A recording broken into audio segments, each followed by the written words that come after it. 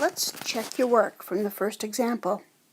You should have noticed the inscribed angle I intercepts the arc NK.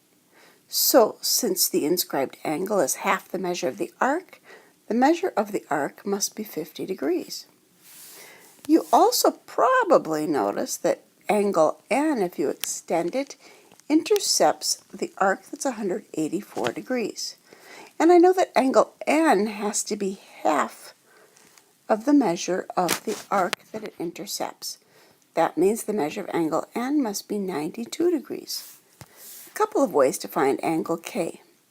One is to notice that if you take 180 degrees and subtract these two angles added together, which happens to be 117 degrees, you end up with a measure for angle K, which would be 63 degrees. To double check that that's correct, I can extend the sides of my 63-degree angle and find the intercepted arc. That intercepted arc has to be twice the measure of the inscribed angle. 63 times 2 is 126.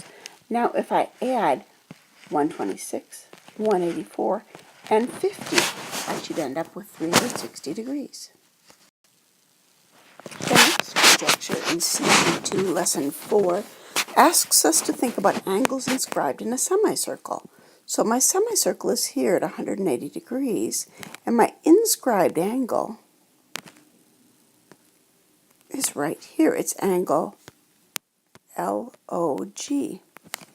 Now, the first conjecture said that every inscribed angle is half the measure of its inscribed, or if its intercepted arc. So if my intercepted arc is 180, this angle must be 90 degrees. Let's take a look at, that's always got to be the case.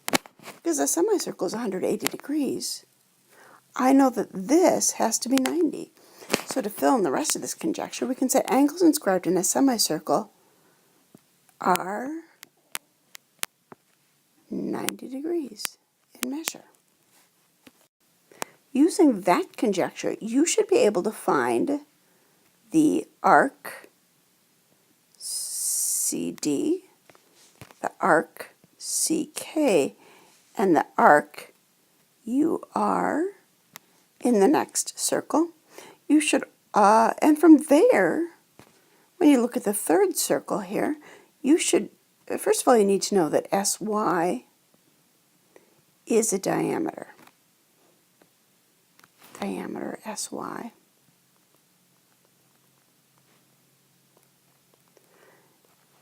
If you have a diameter, it's going to separate your circle into two hemispheres, one of which is there, and the other semicircle is there.